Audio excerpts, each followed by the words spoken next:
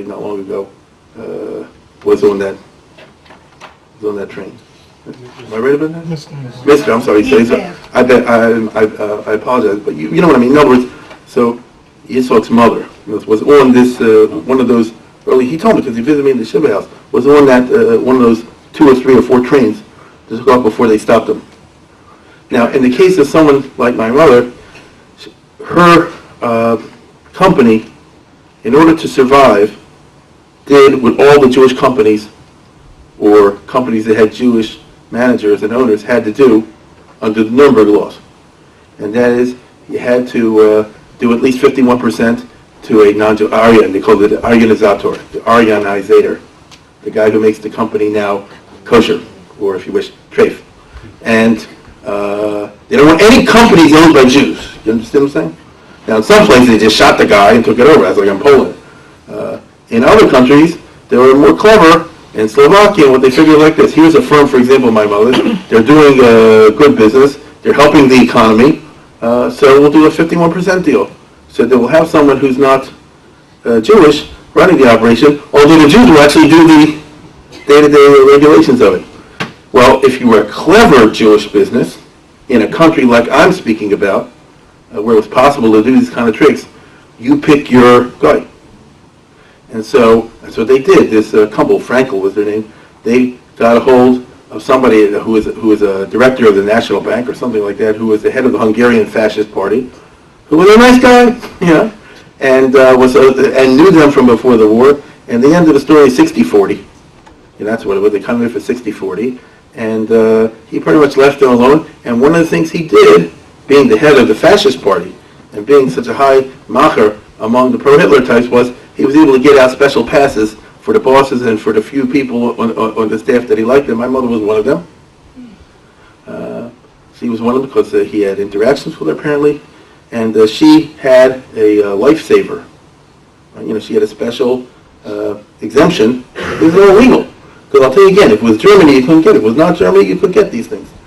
And her husband, the man whom she married, he, through a totally different way, because he was not able to practice as a doctor, but he had a high education, obviously, was able to get some kind of a clerical job in the Jewish department of the Ministry of the Interior. So everybody had to find their own niche, and he got one of those exemptions. So as a result, down to 1944, even though Jews were being exterminated, literally, next door in Poland, but in Slovakia, that was not the case. It's interesting. Again, if you will go now, after tonight, read the books of Rabbi Weissman and others, you'll see the Nitro Yeshiva and places were actually flourishing in a strange way until the second half of 1944, even though a few miles away, the worst, not far. Auschwitz is not that far from Slovakia. The most terrible things were happening. The nature of the Jewish fate, if I can go to the 9 days for a second, is strange in this way. The destruction of the kingdom of the north, way back in biblical times, happened in 2 stages. The destruction of the kingdom of Yehuda in the south happened in 2 different times and stages. The destruction of the second temple, which we're talking about here on Tuesday nights, also happened in various different stages. There's some kind of pattern like that where you can give religious explanations or whatever you want, but it doesn't all happen at one time. And so my mother eventually got married in 43, I guess it was, when they were able to, and looked at that time that the coast was clear because it looked like they ducked a bullet. Eichmann had come and gone. They bribed his guys. The deportation were taking place elsewhere. Somehow or other, there was hope, because there's always hope.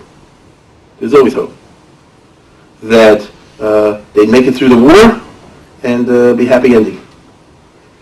Not to be. The state of events continued all through 43 and into 1944, but in June of 44, a number of things happened. First of all, D-Day, the Americans landed over here in Normandy, so then the war got really hot. Second of all, the Russians broke through on the Eastern Front right around that time. Then it got hot on this side and it got hot on that side. And to make things more complicated, the Slovaks decided to have a national uprising against the Germans for various reasons, even though until then they'd been all pro-Germany. And in late August and September of 1944, a whole war broke out in Slovakia, which was, from the Jewish point of view, the worst possible thing that could happen. The worst possible thing could happen, because the Germans came in. My mother was already expecting in 44. Today, as I say, August 3rd, it was when my brother was born, August 3rd, 1944. Yoshio's father here. My nephew's here from New York. And in June of 44, June 16th, they had a memory.